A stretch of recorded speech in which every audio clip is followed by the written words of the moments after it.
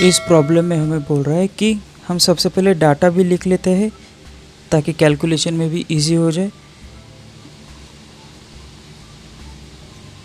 Number of पोल मतलब P equal to 2 हो गया, मतलब टोटल नंबर ऑफ पोल जो है इस जनरेटर में वो 2 है। और इसमें जो आर्मेचर की वाइंडिंग है वो वेव टाइप की है, तो इसमें हम एक नोट लिख लेते हैं कि ये जो वाइंडिंग है वो वेव टाइप की है। उसी के साथ इसमें जो नंबर ऑफ स्लॉट है, जो आर्मेचर में स्लॉट है वो कितने हैं, स्लॉट बराबर हो गए 51। और उसी के साथ साथ इसमें जो कंडक्टर है वो कंडक्टर कितने हैं 24।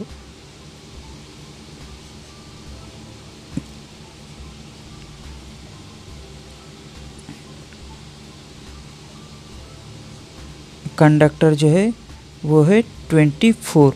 तो हमें टोटल नंबर ऑफ कंडक्टर भी यहाँ से निकाल सकते हैं। तो टोटल नंबर ऑफ कंडक्टर को हम Z से रिप्रेजेंट करते हैं और वो हो जाएंगे स्लॉट इनटू कंडक्टर, मतलब 21 इंटू 24। तो टोटल नंबर ऑफ कंडक्टर हमारे हो जाएगी 1 2 2 4। टोटल नंबर ऑफ कंडक्टर हो जाएंगे। और हमारे पास गिवन है अभी फ्लक्स की वैल्यू, तो यहाँ पे फ्लक्स की वैल्यू है 0.01 वेबर। वेबर क्यों, तो वेबर ये फ्लक्स का यूनिट है। और जो इंड्यूस वोल्टेज है जिसको हम E से भी रिप्रेजेंट करते हैं वो हो जाएगा 220 वोल्ट। तो ये हमारा मेन डाटा हो गया जो प्रॉब्लम में गिवन है। तो अब हम देखते हैं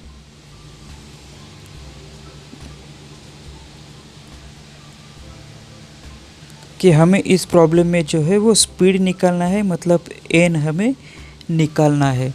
तो हम किस तरह से निकालेंगे, हमें पता है कि हमारा EMF इक्वेशन क्या है, E equal to P phi Z N divided by 60A।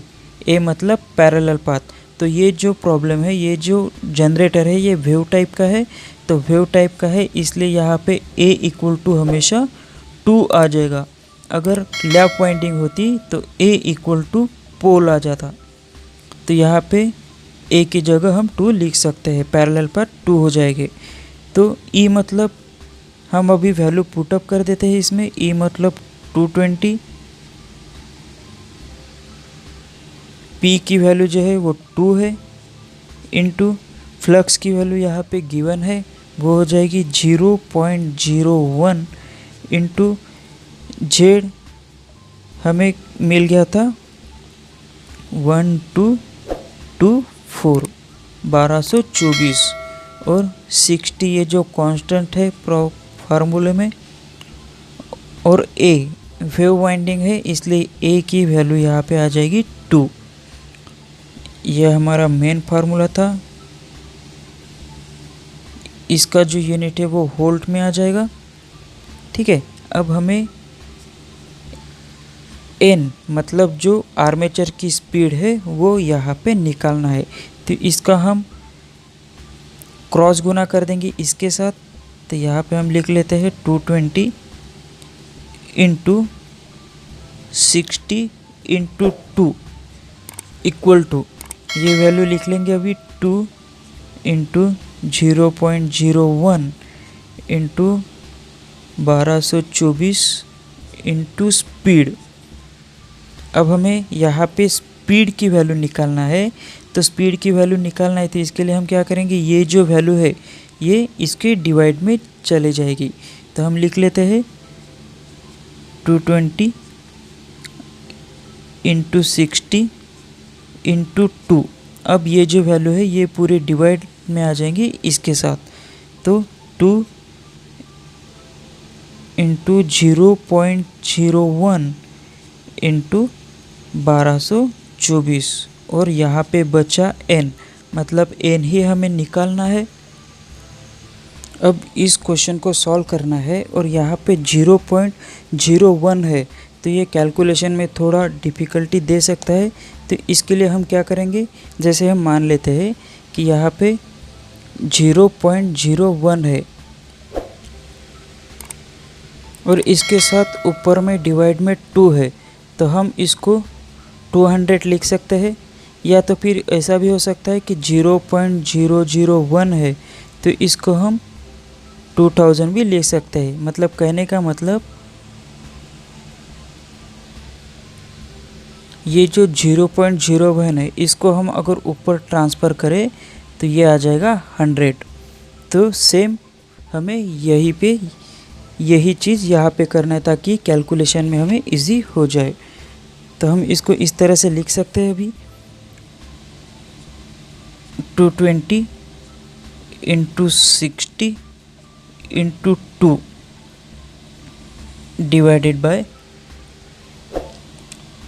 2 into, अब यहाँ पे ये ऊपर ट्रांसफ़र करेंगे तो ये यहाँ पे चला जाएगा तो 100 हो जाएगा। यहाँ पे 1 एज इट इज़ लिखे नहीं तो भी चल जाएगा, और 224 इक्वल टू स्पीड। और अब अगर हम इसको सिंपली सॉल्व करें तो ये एन की वैल्यू जो है, मतलब जो रोटेटिंग स्पीड है आर्मेचर की, आरपीएम में जो हम दिखाएंगे, क्योंकि इसकी स्पीड हमें आरपीएम में मतलब रिवॉल्यूशन पर मिनट में दिखाना है, तो अप्रॉक्स आ जाएगी 1078। इसको पूरा कैलकुलेशन करने के बाद आरपीएम में। तो ये हो गया हमारा आंसर।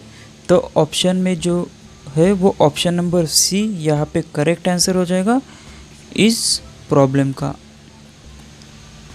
तो इससे हमें ये पता चलता है कि इस पूरे प्रॉब्लम में ये फार्मूला बहुत इम्पोर्टेंट है, ईएमएफ इक्वेशन जो है, और उसके साथ साथ ये जो ए की वैल्यू इसमें कौन सी पुट करना है, उसके लिए हमें पैरेलल पाथ मतलब वेव के लिए क्या यूज़ करेंगे और लैप के लिए क्या यूज़ करेंगे वो भी हमें याद रखना ज़रूरी है।